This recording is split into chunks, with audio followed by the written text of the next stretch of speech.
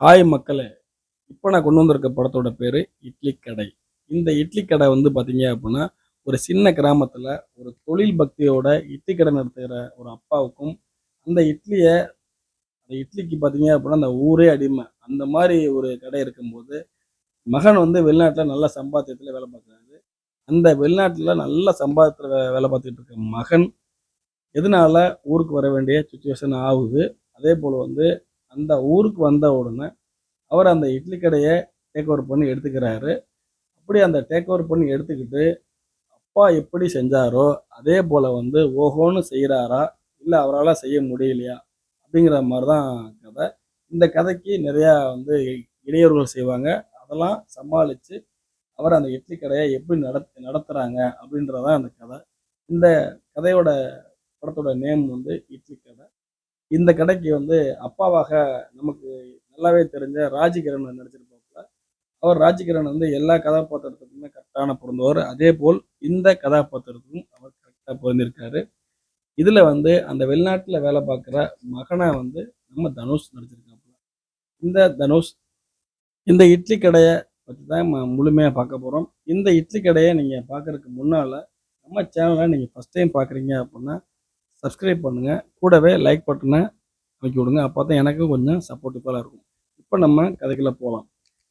இதோட தலைப்பு எப்படி இருக்கோ, இட்லி கடை அப்படின்றது இருக்கோ, அதே அந்த இட்லி கடை தான் முழு கதையுமே அதுதான்.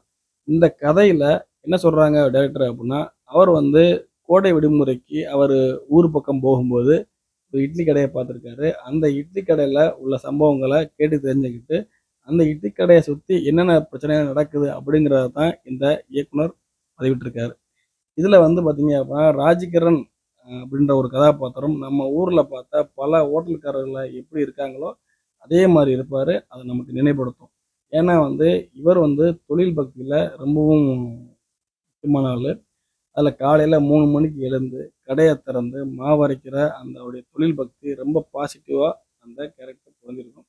அதே மாரி நல்ல உணவு குடுக்கணும் அப்படின்னு அவர் எப்பவுமே ஆசைப்படுவாரு.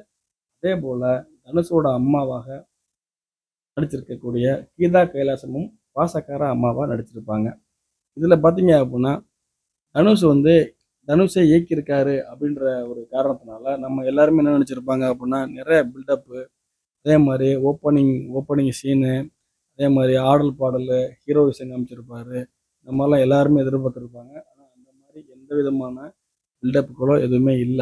ஏன்னா வந்து, அந்த கேரக்டர்ல இட்லி கடைக்கார ஒரு பையன் முருகன் அப்படிங்கிறவன் எப்படி இருப்பானோ, அதே மாரி மட்டும் அதில வந்து காமிச்சுட்டு, அத நீட்டா கொண்டு போயிருக்காங்க. அதனால தான் வந்து இந்த படம் ஓரளவு நல்லா இருக்கு. பாசக்கார காட்சி, அதே மாரி இந்த காதல் காட்சி எல்லாமே லிமிட்டா பெரிய ஹீரோ அப்படிங்கிறத மறந்துட்டு அவர் வந்து இயல்பா நடிச்சிருக்காரு. இது வந்து அவருக்கு ப்ளஸ் தான். அதே மாரி ஓப்பனிங் காட்சி கூட சிம்பிளா தான் நடந்திருக்கும். இதில பார்த்தீங்க அப்படின்னா, அப்படியே கட் பண்ணிட்டு பேங்காக் போயிடுறாங்க.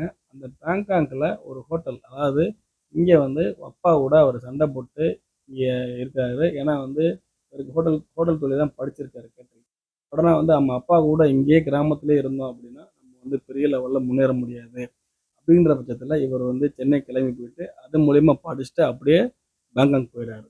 இங்கே பேங்காக்க கட் பண்ணி காமிச்சீங்க அப்படின்னா, இங்க வந்து பேங்காக்ல ஒரு ஹோட்டலுடைய தொழிலதிபர் சத்யராஜ். அந்த சத்யராஜுடைய ஹோட்டல்ல தான் இவரு வேலை செய்றாரு. இவரு வந்து வேலை செஞ்சதுக்கப்புறம், நெறையா பாசிட்டிவா நடந்ததுக்கப்புறம், இவருனால தான் அந்த ஹோட்டலே பெரிய லெவல்ல வளர்ந்துருக்கு. அப்படி வளரும்போது, அந்த சத்யராஜ் என்ன நினைக்கிறாரு அப்படின்னா, இவர நம்ம விட்டுறக்கூடாது அப்படின்றனால, பேங்காக்லயே அவருடைய மகளுக்கு திருமணம் செய்து வச்சிடலாம் அப்படின்னு சொல்லி பயங்கரமா பிளான் பண்றாரு. அப்படி பிளான் பண்ணும்போது, இவர் என்ன ஒரு சந்தர்ப்ப சூழ்நிலை காரணமா, இங்க ஊர்ல உள்ள அப்பா வந்து இறந்து போயிடுறாரு. அப்படி அந்த அப்பா இறந்து போற காரணத்தினால, அவர் பேங்காக்லேருந்து இமிடியேட்டா ஊருக்கு போ வேண்டிய சிச்சுவேஷன் வந்துருது. அப்படி ஊருக்கு வந்த தனுஷ் திரும்பி வரல. அப்படின்ற பட்சத்தில தனுஷோட அதாவது வந்து சத்யராஜுடைய மகள கல்யாணம் பண்ணி முடியாம ஏமாத்திட்டாங்க அப்படின்ற ஒரு கோவத்துல அருண் விஜய் என்ன பண்றாரு? சத்யராஜுடைய மகன் தான் அருண் விஜய். அவர் என்ன பண்றாரு? இவர பழி வாங்குறதுக்காக இவரும் ஊருக்கு வர்றாரு. இப்படி ஊருக்கு வந்து பார்த்தோம் அப்படின்னா, இவரு தனுஷ் என்ன பண்றாரு? அப்பாவுடைய கடைய டேக் ஓவர் பண்ணி எடுத்து இந்த காலகட்டத்தில நம்ம ஹீரோயினோட அவருக்கு வரும் காதல்கள், குறும்புகள் எல்லாமே நித்யாமேனன் அழகா அருமையாக பண்ணியிருக்காங்க. இப்படி இருக்கும் பட்சத்தில் இவர் என்ன பண்ணுறாரு அப்படின்னா, தனுஷுக்கு நிறையா இடையூறுகள் செஞ்சுட்டே இருக்காரு, நிறைய பிரச்சனை கொடுக்குறாரு. ஆனால் அந்த மாதிரி பிரச்சனை கொடுக்கும்போது அவ்வளோ பெரிய பேங்காக்கில் ஒரு தொழிலதிபராக இருக்கும்போது சிராஜோட பையன் அருண் விஜய்னு சொல்லும்போது கீழே இறங்கி அவர் சண்டை போடும்போது அது வந்து சூப்பர்லாம் இல்லை. அது கொஞ்சம் முகம் சுளிக்கிற மாதிரி நல்லாவும், பட் இருந்தாலும் வந்து ஒரு வில்லன் வேணும்ல அப்படிங்கிற மாதிரி போயிட்டுருக்கு. அந்த வில்லனுடைய கேரக்டரை நம்ம சமுத்திரக்கனி அண்ணன் வந்து ஃபில்லப் பண்ணிடுறாப்புல.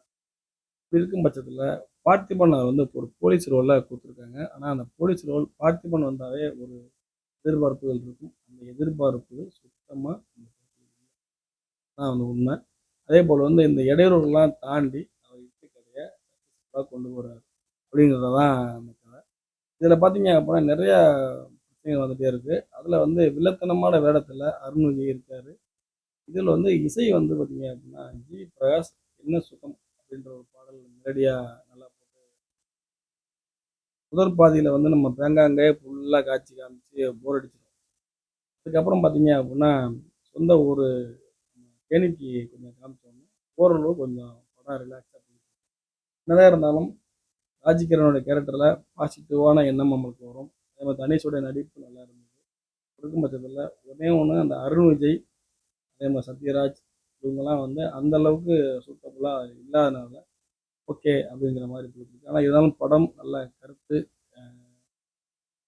மிக்க ஒரு நல்ல படமாக இருக்கிறதுனால அழுத்தமான சீன்கள், அதே மாதிரி சின்ன இட்லி கடையோடைய பின்னணியில் உள்ள உணர்ச்சி பூர்வமான சண்டை இந்த மாதிரி நிறையா இருக்குது. அதை வந்து பெரிய லெவலில் சண்டை வேணாம் அப்படின்ற மாதிரி எல்லாம் நல்லா இருக்கணும். தொழில் கடவுளாக பார்க்கணும் அப்படின்ற மாதிரி ஒரு சிறந்த சிந்தனைக்குள்ள ஒரு படமாக இது வந்து அதை கொடுத்துருக்காங்க. இதை வந்து குடும்பத்தோட நீட்டாக உட்காந்து பார்க்கலாம்.